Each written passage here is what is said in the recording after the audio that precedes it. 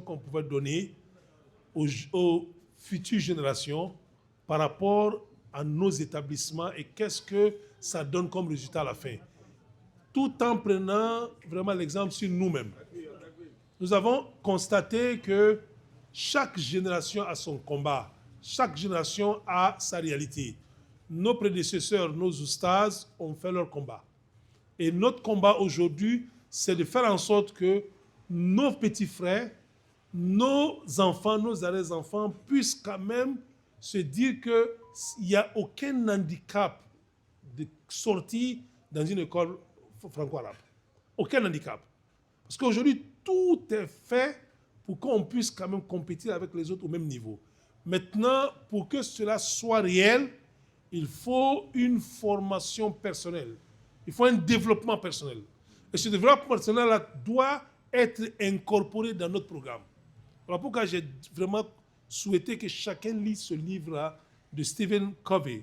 C'est-à-dire les 7 habitudes des personnes qui réussissent dans la vie. Et quand je lis ce livre-là, je me dis, mais est-ce que celui-là n'a pas écrit ce livre-là pour nous, les élèves des écoles francophones?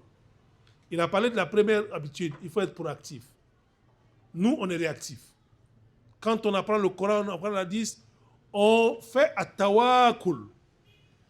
C'est-à-dire on se dit, oh non, Allah va s'occuper de tout. Et ça, c'est déjà un handicap. Deuxièmement, tout ce qu'on fait dans la vie, il faut avoir l'objectif final en tête au moment qu'on commence. Mais nous, on commence quelque chose, comme on l'a dit, c'est quelqu'un qui va faire charia, qui va faire son doctorat en charia, comme Cheikh Youssouf l'a dit, il n'a fait aucune autre formation à côté, alors qu'il sait qu'il doit venir en Côte d'Ivoire. Il n'a pas eu la finalité en tête. C'est le jour qu'il va prendre son bagage pour venir en Côte d'Ivoire, il se dit, ah, je viens en Côte d'Ivoire, je ne parle pas français. Donc il vient, avec son doctorat, il fait palabre pour être imam. Alors qu'il est imam, ce n'est pas une fonction. En Côte d'Ivoire surtout. Donc ça, c'est... On avait un éminent chef. Oui. Alhamdulillah. Son handicap était qu'il ne parlait pas le français. Mais docteur Moussa Fassi, c'était la même chose. C'est des gens, moi j'ai connu la valeur de Moussa Fassi en Angleterre.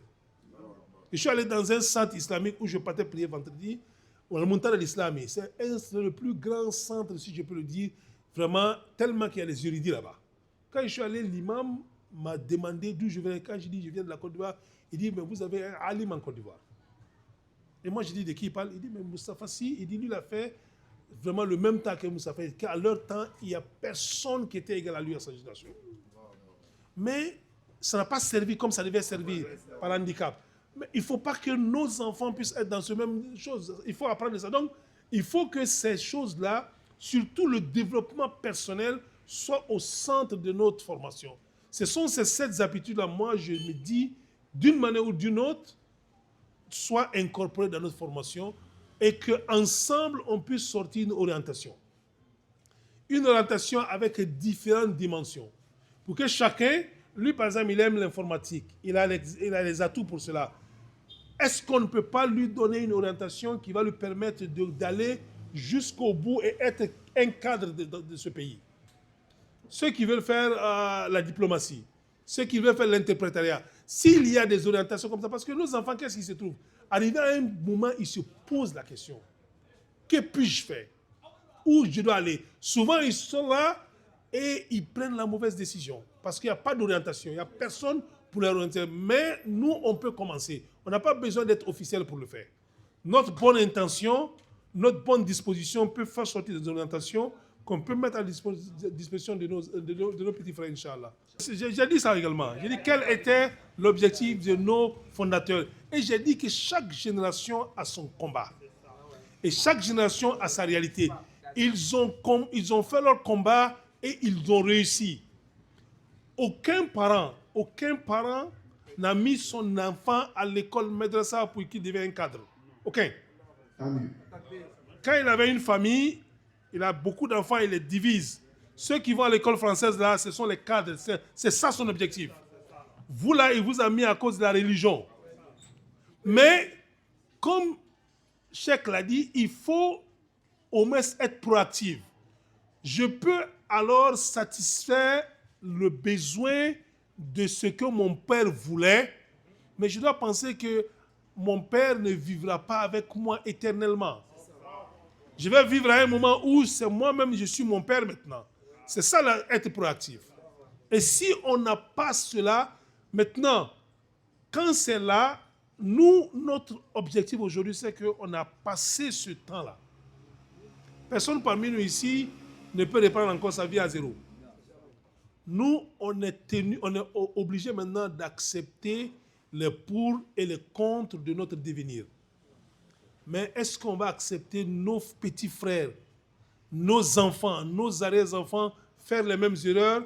C'est là où on sera égoïste.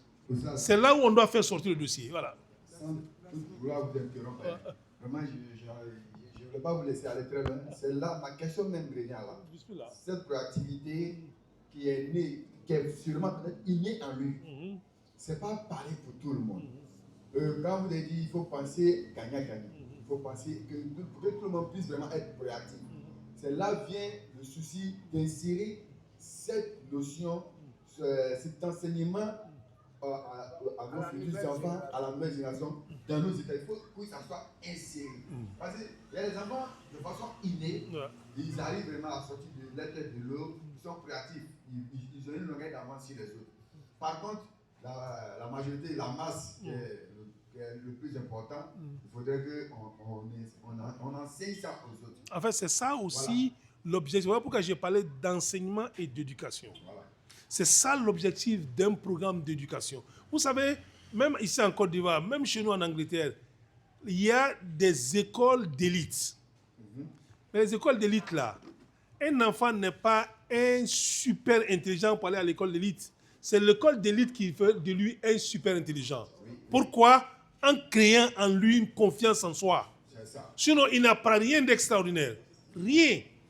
Il n'apprend rien d'extraordinaire. Parce que c'est un enfant, je ne sais pas si vous avez eu l'histoire de l'inventeur de l'ampoule, là, comment il s'appelle?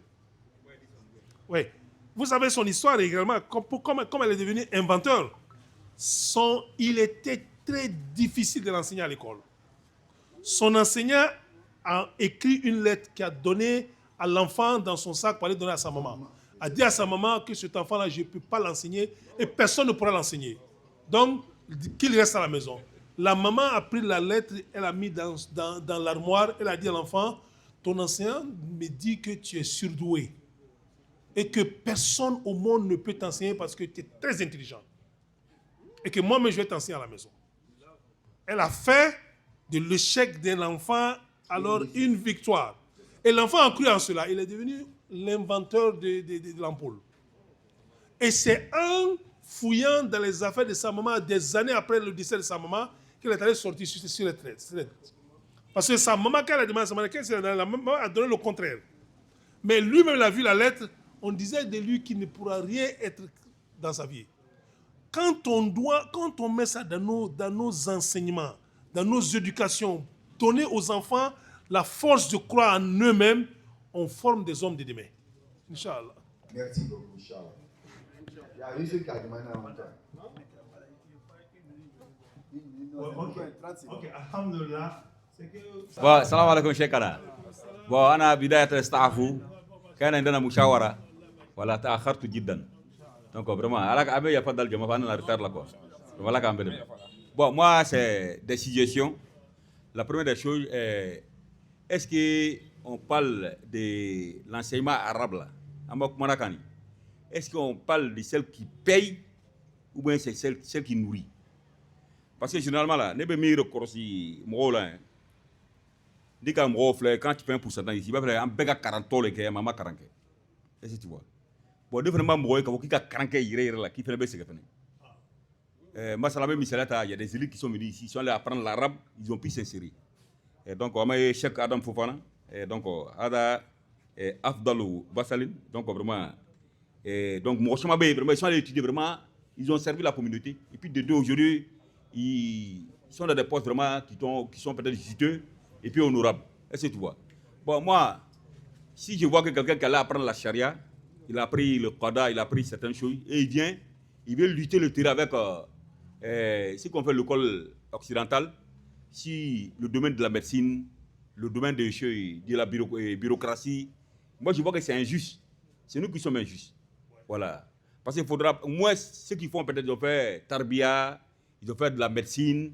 Voilà, c'est ceux-là vraiment, on veut dire que vraiment, c'est ceux-là on doit lutter pour leur insertion. Mais ceux donc qui sont allés peut-être apprendre chez la charia, ça vraiment, c'est dans un lieu, un cadre restreint qui est la mosquée, ou bien enseigner à l'école. Parce que la vie, c'est un choix. Voilà, bon, ma contribution que je vais donner, parce que quoi qu'il en soit, même l'école française là, c'est pas tout le monde qui est fait pour réussir. Quand on regarde le pourcentage, c'est très faible aussi ceux qui réussissent. Après, d'autres entament d'autres choses, ils s'adaptent à d'autres choses qui ne même pas ce qu'ils ont appris. Donc c'est pareil aussi pour les Arabisans aussi. Voilà, bon, moi je veux que vraiment les écoles qui sont là, si on voit que vraiment lui là vraiment on m'a poussé. Maintenant quand il fait tiens, alors si tu codes non comme mais fait mener trouver à la halaya quoi. Donc vraiment de temps en temps, bon karamo d'autres marques, même Ousmane il a une fois fait. Donc vacances là, voilà mais c'est qu'à double métier là. Peut-être na bolani pour moi ça va se arrêter. Parce que du moins ni demsen de la yasikarna ameta daburu de soro ameta dakun soro. Vraiment à chama be iba atena karamo ya ire ke parce que mugo à haliyata là. Et puis à flana fena atena c'est que moko nya société fena la fena. Et que bon voilà. Dans nos systèmes, c'est vrai. Donc on est avec un foni, c'est-à-dire Adam il est réveillé long quoi. Toi tu as là apprendre, tu as appris la charia, tu connais c'est la difficulté qui se trouve ici. Et que le fait bien. Donc toi qui t'a toi-même d'apprendre autre chose. Voilà. Parce qu'aujourd'hui, j'ai regardé le CV de Dr Adam Fofana. J'ai vu qu'il a appris beaucoup de choses. Il a appris beaucoup de choses. Il a fait des daurats. Parce que quand il y a des daurats, il y a des séminaires là, on peut parler de finance islamique. Nous, on s'en fout. On peut parler de choses, comment enseigner, d'autres s'en foutent. Ça ne leur dit rien. Alors que je pense que ça peut te servir à faire plein de choses. C'est pour ça que le gouvernement demande des enseignants. On sait que même si tu as fait la charia, tu peux exercer là-bas. On te demande dans le CV, qu'est-ce que tu as fait comme formation. Parce que moi, je me rappelle, docteur, comment on appelle ça, Fatiga, il nous a donné un conseil. Il dit les séminaires, les formations, vraiment, faites ça beaucoup. Moi-même, bon, c'est ma chose. Donc souvent, quand il y en a, j'invite les frères, on va ensemble, on fait. C'est très important. Aujourd'hui, le français que je parle là, moi, j'ai fait chose, comment on appelle ça? C'est pas, il ne me glorifie pas, mais à l'université, il y a une formation là. Kiev, voilà, Kiev. Voilà, Kiev. Aujourd'hui, alhamdoulilah, ça me permet de parler certains mots, gros mots dans mon français. Est-ce que vous voyez? Donc, il faut se former, quoi. Il faut se former. Voilà, donc, c'est ce que moi, je voulais ajouter. J'ai bac en arabe. Alhamdoulilah, Dieu a fait grâce aussi, j'ai eu bac en français. Bon, moi, je suis quelqu'un, j'aime beaucoup l'informatique. Notre système éducatif fait que, bon, les matières scientifiques, on ne peut pas apprendre. Telles que maths, SVT, physique, chimie, on ne peut pas apprendre. Voilà, donc bon, moi je voulais aller faire informatique. On me dit qu'avec mon bac A2, je ne peux pas faire informatique. Vu que bon, ici dedans, il fait la photographie, montage vidéo, j'aime ça, mais on ne peut pas faire ça. Donc j'étais obligé de choisir une autre filière. Donc ça pose un problème.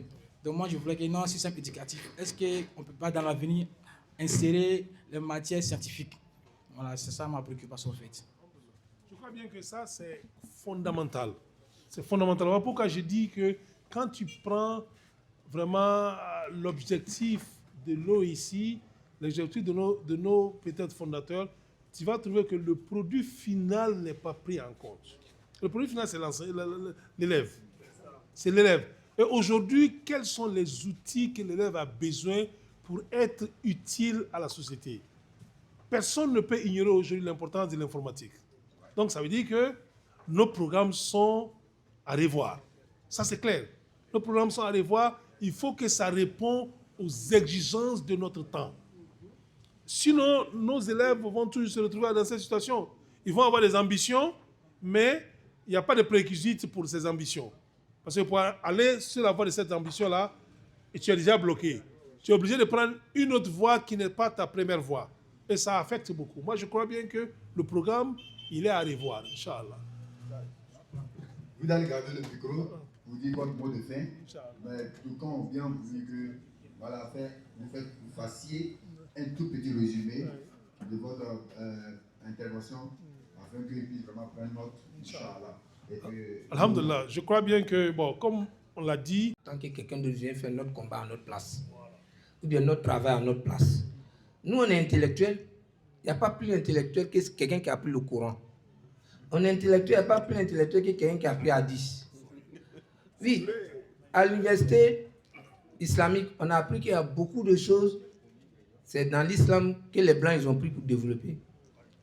On a vu ça, notamment dans la médecine. Beaucoup de choses, c'est dans l'islam. Quand tu prends, parler de la justice, de la manière tout le truc de la justice est composé, c'est dans l'islam qu'ils ont pris. C'est Omar Ibn Khattab qui a mis tout ça en place. Donc quand on a pris ça, moi je dis, mais là, nous-mêmes là, c'est chez nous tout a commencé. Mais comme on a dormi, non, on peut se mettre au travail. Sans se mettre au travail, comme le chef l'a dit, c'est qui vient un doctorat de l'Arabie Saoudite. On peut s'en servir de leur doctorat et d'eux-mêmes, ils peuvent être utiles.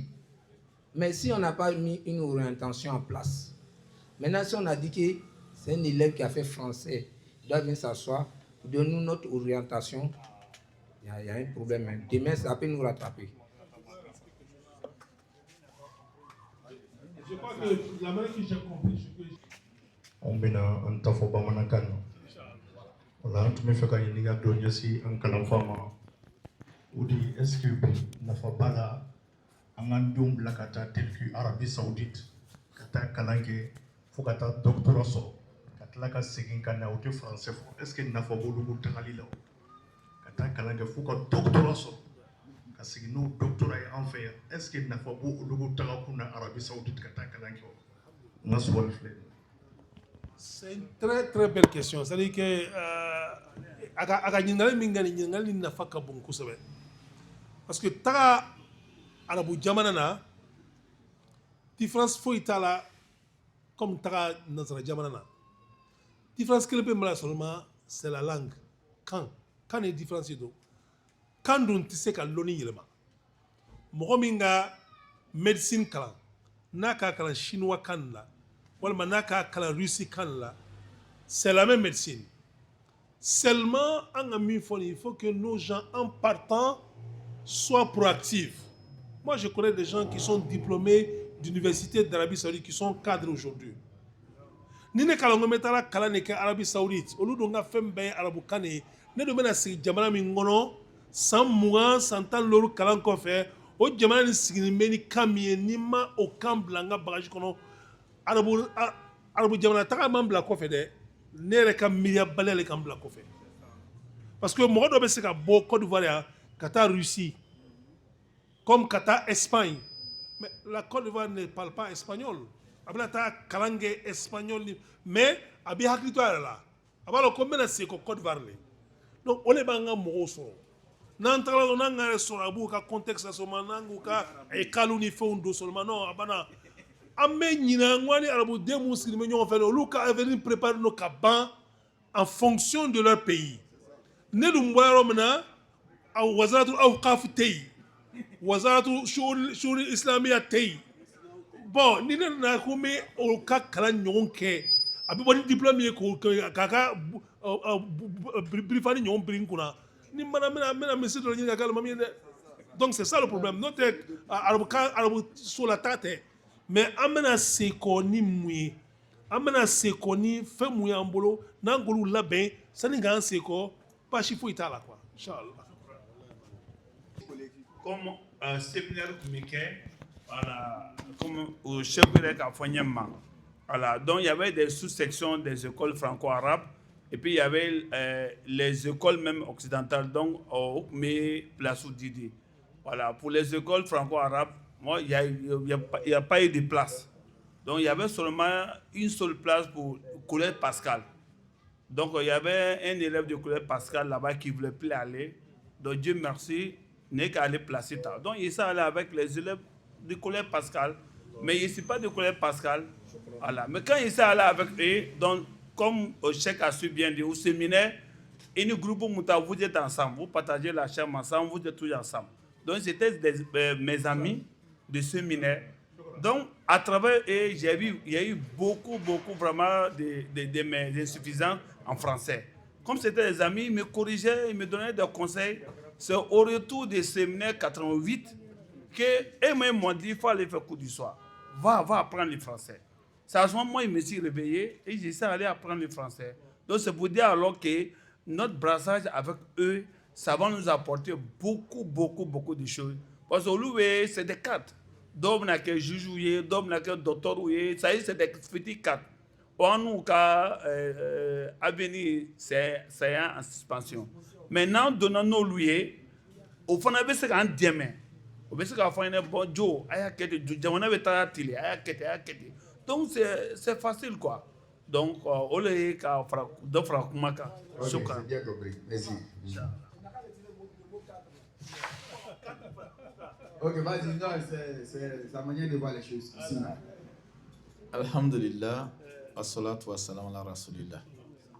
Donc, nous tenons à dire un grand merci au cheikh qui est tellement soucié de notre avenir et de notre devenir jusqu'à ce qu'il nous sorte vraiment des points essentiels sur lesquels nous avons tous vraiment eu la chair de poule quand il parlait. Il a dit comme ça qu'il y en a qui voulaient seulement aller en Asie. C'est vrai, on enviait des gens, nos grands frères qui venaient de l'Asie, on trouvait que vraiment ils parlaient l'arabe, de l'Arabie Saoudite, il y en a qui venaient du Maroc, tout ça là. C'était simplement nous miroiter la ville de ces pays-là. Il y en a aussi qui sont venus et qui ont appris des métiers directement, au détriment de tout ce qu'ils avaient appris en matière des enseignements arabes. Mon problème sera axé sur le fait qu'il y a eu des gens qui ont tiré les épingles du lot. Il y en a qui ont pu s'insérer. Ça n'a pas manqué de dire, ces personnes-là n'ont pas laissé des traces spécifiques, mais des traces fédératrices pour qu'on puisse dire, bon, voilà mon frère Moussa Kaba, il faut emprunter la même voie que telle personne. Bon, moi, mon problème ici, comment faire pour amener ces personnes-là qui ont pu tirer les épingles du lot, nous inspirer de ce courage-là, de leur expérience-là, parce qu'ils ont été réactifs et dans cette réactivité-là, ils ont pu vraiment se frayer un chemin pour ceux qui sont déjà dans la réactivité. Maintenant, la proactivité, comme vous avez dit là, il y a un petit souci. Si on mène les enfants dans l'AMC, sans qu'on les apprenne la proactivité, est-ce qu'ils ne vont pas aussi se laisser emporter par directement l'esprit de l'AMC? Si on n'enseigne pas la proactivité à nos enfants, avant qu'ils n'empruntent le chemin des AM6 dans un souci de brassage et de fusionnage, si les enfants ont été trop omnibilés par les aspirants des AM6, ils sont trop en avance sur nous. Ils sont trop en avance sur nous. Est-ce que nos enfants ne vont pas être sous complexe et oubliés? Donc, je voulais qu'on mette l'accent sur la proactivité pour que l'enfant, quel que soit l'endroit où il va se retrouver, il soit en mesure de savoir d'où je suis quitté et quelle est ma mission, qu'est-ce que je dois pouvoir laisser en fonction de cette connaissance arabe-là. Assalamu alaikum wa rahmatullahi wa barakatuh. En fait, ça, il faut rapidement dire que je suis totalement d'accord avec lui, mais quand on parle de se frotter, il faut qu'il parte avec les armes. Voilà pourquoi je parlais de ces 7 habitudes-là. Il faut que ça soit enseigné dans nos établissements. Il faut que l'enfant dans nos établissements, avec le Coran qu'il a déjà en tête, l'hadith qu'il a en tête, le bagage vraiment de la langue qu'il a en tête, il faut qu'il ait un développement personnel. Et c'est ce développement personnel-là qui fait qu'il ne va pas se sous-estimer. Parce que notre problème réel, c'est quoi? C'est ça. Quand on se trouve avec les autres, on se sous-estime. Ah, moi, je suis d'un madrasa, celui-là, il est comme... je comprends pourquoi le cheikh a dit ça d'enlever le mot cadre. Parce que, en fait, ça colle un peu avec la sous-estimation. On est nous-mêmes aussi les cadres. C'est parce qu'on a des talents dormants. On a laissé ces talents dormir. Il faut les réveiller. Parce que la seule chose aujourd'hui, Dieu merci, on s'est tous réveillés. La seule chose aujourd'hui que nos directeurs, qu'Allah ait pitié d'eux, ont voulu, c'est réaliser aujourd'hui. Eux, ils ont vu qu'ils n'ont pas appris le français. Et ça a été un handicap pour eux. Avec tout le bagage intellectuel qu'ils ont, ils ne peuvent pas passer à la télévision. Ils ne peuvent pas passer à la radio. Alaykoum salam. Mais aujourd'hui, alhamdulillah, bil alamin, nous, aujourd'hui, tu mettras 100 élèves des écoles islamiques. Tu ne trouveras pas peut-être 2 qui ne parlent pas français. Et maîtriser la langue. Mais la seule chose qui reste jusqu'à présent, c'est qu'on ne fait pas confiance à nos compétences. On ne se fait pas confiance. Et si on commence à enseigner nos enfants cela depuis leur bas âge, pour leur dire que ce n'est pas parce que vous parlez arabe, ou ce n'est pas parce que vous n'êtes pas dans un établissement avec infrastructure, que vous devez vous considérer inférieur à ceux qui vont à Pascal au lycée moderne. Si cela rentre en eux, on a gagné un pari. Le reste maintenant, ça va être maintenant avec les orientations. Parce que qu'est-ce qui va les amener à emprunter le chemin des orientations qu'on va leur donner? C'est la confiance en soi. Un enfant, lorsqu'on lui donne l'orientation, comment il peut devenir diplomate, s'il n'a pas confiance en lui, mais il va avoir l'orientation, mais il ne va jamais l'emprunter. Mais quand il a confiance en lui, oui, voilà ce que je dois faire pour me retrouver demain à l'ENA, il va le faire parce qu'il a confiance en sa compétence. Inch'Allah. Je voulais ajouter juste un petit truc. Comme le frère Touré a dit, c'est pour juste trouver des solutions. Intellectuel, il y a un savant qui nous dit, c'est celui qui sait réfléchir, qui sait analyser, qui sait calculer. On peut avoir des diplômés non intellectuels et avoir les non diplômés intellectuels. La preuve, nos parents qui font l'agronomie, les champs, ils n'ont pas fait d'agronomie. Nos parents qui font les élevages là, ils ne sont pas des médecins en élevage. Mais comme je l'ai dit, il faut qu'on enlève le complexe. Voilà, il faut qu'on élimine le complexe et puis on va sur le même terrain et on va finir par gagner, Inch'Allah. Qu'Allah nous donne la chance. Amen. Donc, pour ceux qui ont l'habitude d'assister au Mohadara ici, on dira que c'est la deuxième fois que l'Oustaz vient pour débattre sur ce problème-là. Il est mieux placé. Il est très bien placé. Bon, ce n'est pas pour dire à sa présence. Moi, je le connais depuis l'enfance. On a fréquenté ensemble, on a fait la même école. Mais j'ai écouté son parcours, bon, je ne dirais pas de réussite, mais son parcours de ce qui lui a rendu ce qu'il a aujourd'hui. Voilà, parce que moi, ce qui m'a beaucoup intrigué, ce qui m'a beaucoup impressionné, il a dit une chose que je ne vais pas oublier.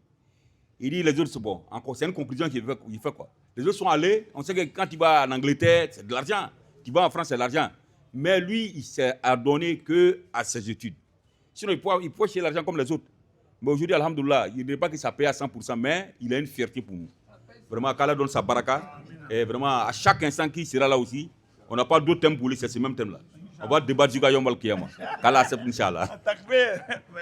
Allah Akbar. Merci beaucoup, Oustaz. Vraiment, on remercie tout un chacun. On remercie la présidence de notre Moualimato Aminat Sissé. Voilà, elle nous envoie aussi vraiment du bon café, voilà, prêt à consommer. Donc, c'est la commande, hein, c'est important, Inch'Allah. On salue aussi la présidente de Kajal, qui nous fait l'honneur de sa présence. Merci beaucoup à tous. On va terminer par la bénédiction finale. On remercie encore Oustaz pour sa présence. Voilà. Voilà, avec notre imam Traoré Zakaria. Vraiment, à chaque fois quand Oustaz est là, il fait l'effort de venir. Voilà. Imam Cheikh Mohamed Kone, Inch'Allah.